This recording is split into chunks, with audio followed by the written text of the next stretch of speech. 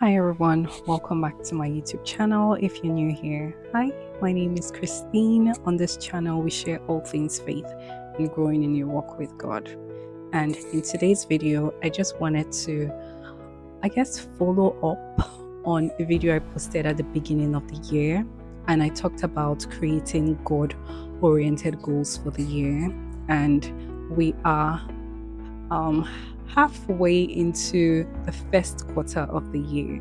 So I thought I'll do a follow up video and just share with you some of the things that I've learned in the last month and a half. And I really pray and hope that this video encourages you as well. So let's jump into today's video. One of the things that I wanted to say, first of all, is that God is not a magician. God is a miracle worker. And I'm saying that to say that at the beginning of the year, we all have goals and maybe New Year resolutions that we create for ourselves. Some people even go as far as creating a vision board for the year. And all of those are great. But if we are not actively working towards achieving those goals, they're just going to be wishes in our heads, right? So we have to actively work towards those goals. And one of the things that I really wanted to do at the beginning of the year was, have quarterly goals and then monthly goals and then maybe even weekly goals. I shared that in that video. And at the end of January, I had to sit down with myself and just reevaluate how I'm doing with my goals. And I found out that some of the things that I wanted to do, as much as I had good intentions, I wasn't following up with action. So I really wanted to create systems for myself where I can not just say I want to do things, but actually do them. Which brings me to this book that I'm going to talk about. And this book is Atomic Habits by James Clear. Some of you guys might have read this book, heard about this book, or maybe somebody has reviewed this book or you've watched a review of this book. From the name, the book tells you atomic habits, which means tiny habits that over time compound and create big results. So, one of my biggest takeaways from this book was that many times, because we don't see the result of our habits right away, it's easy for us to just push them aside and feel like they really don't matter. But our habits, whether good or bad, are eventually going to have consequences in the future, even though they might not be apparent right now. I'm just going to share a few habits that I feel like is important for us to create in order to achieve the goals that God has placed in our hearts to achieve. I wanted to first of all just read this to you because I know that some people believe that, oh, I can just pray my way into achieving some of those things that I wish for. But God tells us in His Word that we have a part to play. God has His part to play, but we have our part to play. And I'm going to be reading from Joshua chapter 11. And just the background for this chapter, was the children of Israel in the promised land. Joshua was now their leader. Moses, the servant of the Lord, had passed away. Joshua was now the leader. They were in the promised land that God promised them, but they still had the Canaanites to conquer. God did not just promise to give them the land, they also had to fight to possess the land. So I'm going to be reading from verse 12, Joshua 11, verse 12. And it says, Joshua slaughtered all the other kings and their people, completely destroying them, just as Moses, the servant of the Lord, had commanded. Let's jump to verse 15. As the Lord had commanded his servant Moses, so Moses commanded Joshua. And Joshua did as he was told, carefully obeying all the commands that the Lord had given to Moses. Verse 16. So Joshua conquered the entire region, the hill country, the entire Negev, the whole area around the town of Goshen, the western foothills, the Jordan Valley, the mountains of Israel, and the Galilean foothills. Let's go to verse 20. For the Lord had hardened their hearts, and caused them to fight the Israelites. That's talking about their enemies. So they were completely destroyed without mercy, as the Lord had commanded Moses. Let's jump to verse 23. So Joshua took control of the entire land, just as the Lord had instructed Moses. He gave it to the people of Israel as their special possession, dividing the land among the tribes. So the land finally had rest from war. So this place here just tells us that after the children of Israel had gotten into the land of Canaan, they had enemies to fight. They did not just come into the land and possess it right away. They had to fight their enemies, overcome them, and then kill all of them and take over their land. So it wasn't enough that God had promised them the promised land. They had to do the work to actually receive the inheritance that God had promised to them. And that tells us too that when God puts dreams and desires in our hearts, He puts them there, but He requires from us that we do the work, because God is not going to come down and do the work for you.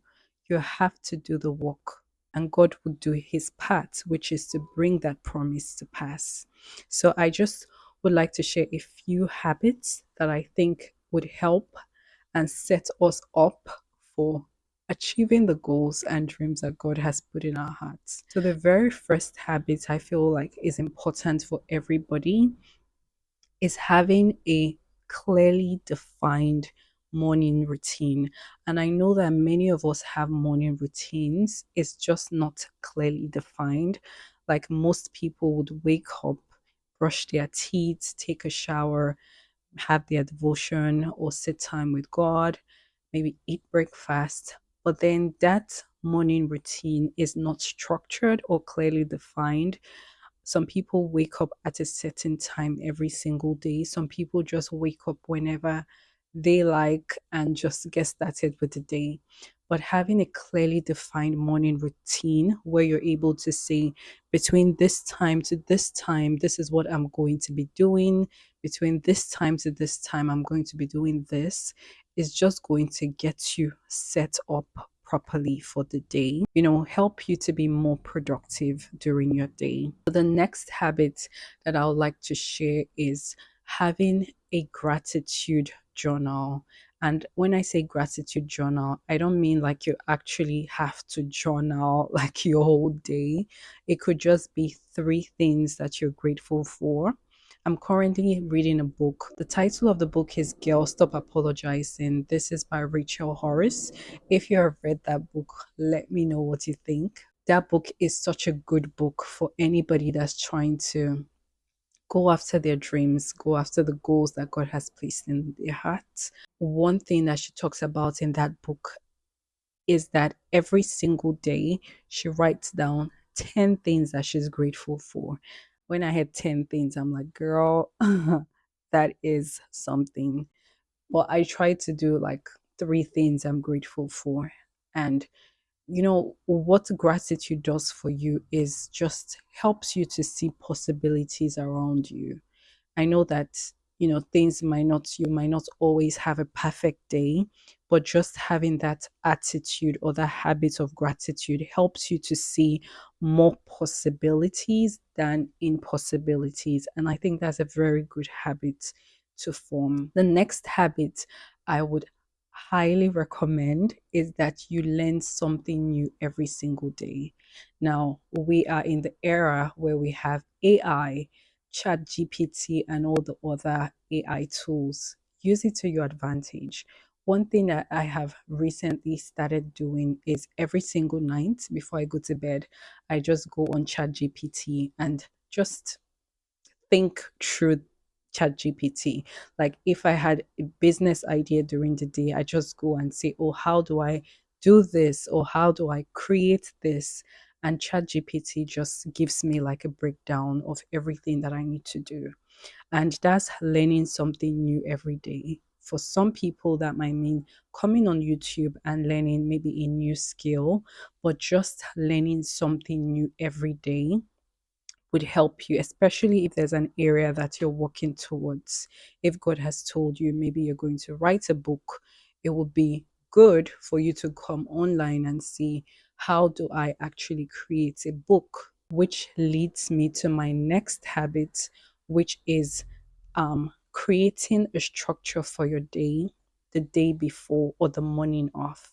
So, what this looks like is that at the end of the day, you sit down and think about the next day. What are some of the things that I would like to do tomorrow? What are some of the goals I would like to achieve tomorrow? And you might write down 7 things, but out of those 7 things, you're going to pick your most important 3 things that you're going to focus on. And if you're able to achieve all of those things, then you know that, okay, today I have done X, Y, and Z. And that just helps you to go closer to achieving your goals. So, how this is going to look like might be that you have maybe a goal for this month, which is to save maybe X amount, right? And your weekly goal is that in order to save this amount at the end of the month, this week, I need to save this amount.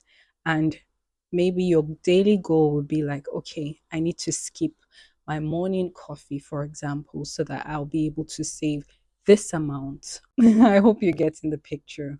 Or say, for example, you want to create a new product, and at the beginning of the week, you have that on your to-do list. I want to create a new product. On Monday, you might do your product research. On Tuesday, you might do some research on how to actually create the product. On Wednesday, you might spend some time creating the product. On Thursday, you take pictures of the product. On Friday, you list the product on your Etsy store.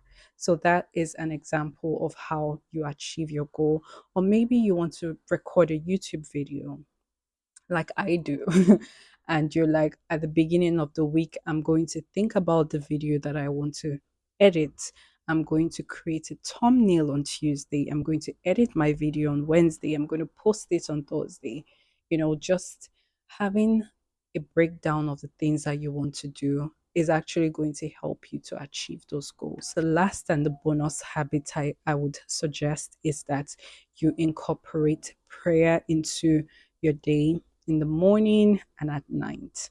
And this might be a challenge for some people because you come back from work, if you work late and you're exhausted, you're tired, you just want to go to bed. But just creating, even if it's 5 minutes or 10 minutes before bed, just sit down and have a conversation with God, just talk with God in the morning as well, even if it's just 10-15 minutes that you get to spend with God. That's better than nothing at all. And when you have those quiet times with God, that could be like even give you insight into how you should spend your day and make your day more productive. So these are just a few habits that I think would help us to get closer to our goals this year. I truly believe that this year can be our best year, but in order to make that happen, we have to partner with God and we have to do our part, which is actively working towards achieving those goals. I hope that this video encourages you.